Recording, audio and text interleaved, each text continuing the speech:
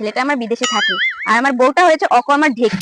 দেখতে ইচ্ছা হয় একটা কাজ করবে যে করে ভালো মন্দ কিছুই বোঝে না। এতগুলো কাজ, ঝাড়ুটা দিয়ে আবার রান্নাটা বসাতে হবে।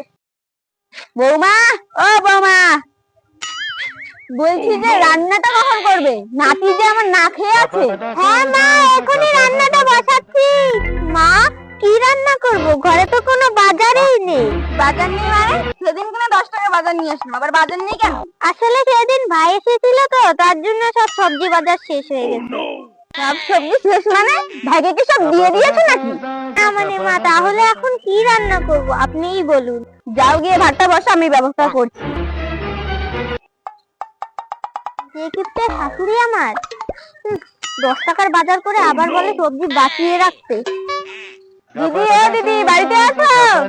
হ্যাঁ হ্যাঁ, আছি আছি। দুদিন উঠে গেছে, যা আবার সবজি বসো বসো। হ্যাঁ গো, আসলাম তোমাদের বাড়ি কতদিন পর। ভালোই আছো? হ্যাঁ ভালো আছি, তুমি ভালো আছো? হ্যাঁ ভালোই আছি। আচ্ছা, শুনলাম নাকি তোমরা সবজি আবাদ করেছো? হ্যাঁ হ্যাঁ, কয়টা সবজি আবাদ করেছি। সবজি লাগবে নাকি?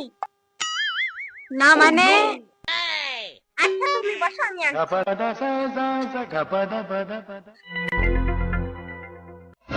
এই নাও। আনিও নি, আমি তো জানতামই না যে তুমি এগুলো দিবে। দাঁড়াও, ব্যাগ দিচ্ছি। নাও দিদি। ঠিক আছে, এখন উঠি, আরেকদিন আসবো। আচ্ছা আচ্ছা, দাও। এটা পুরো দিন শুধু